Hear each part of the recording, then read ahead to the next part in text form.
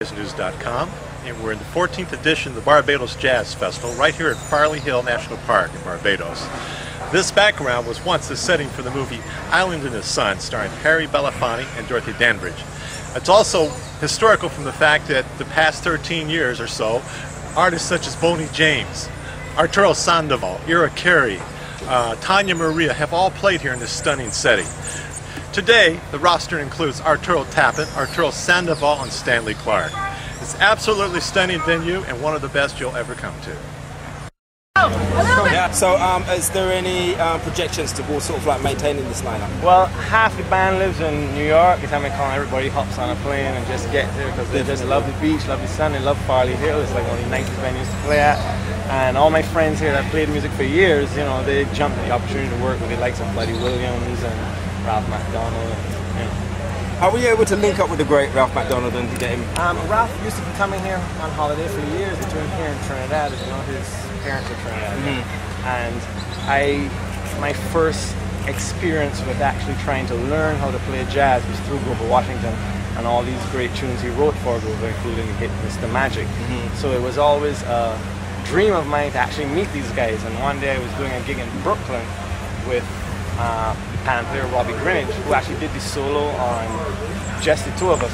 Then this guy came backstage with his wife and said, "Hey, you sung something like Grover," and we had a conversation. Halfway into the conversation, I said, "Wait a minute, you're Ralph McDonald." And that's how we met. Wonderful. What about your latest album?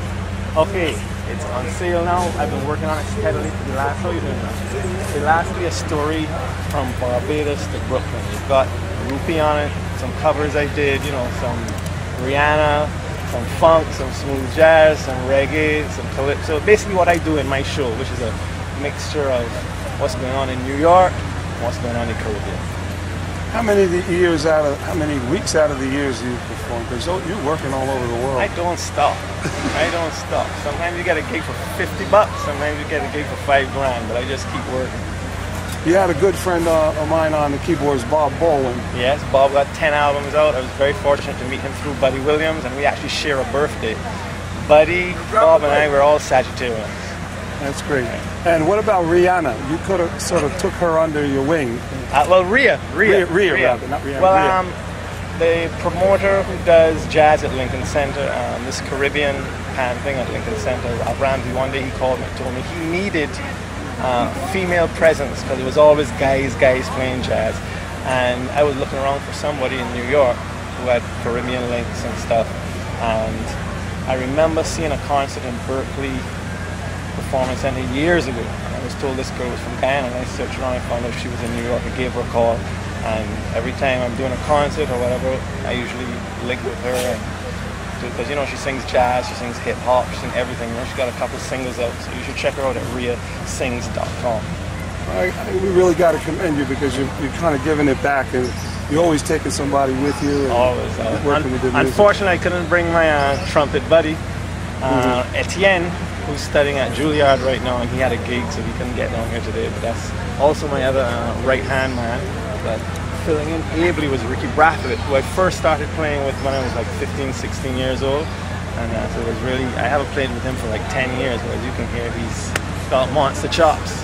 Yeah, it's a dumb question, but it's something special for you to perform here in Barbados. Always, always. This is my home. I mean, I don't stay away longer than 2 months, you know. Even if I get 3 days off from touring with Roberta or doing something in New York, I'm in Barbados.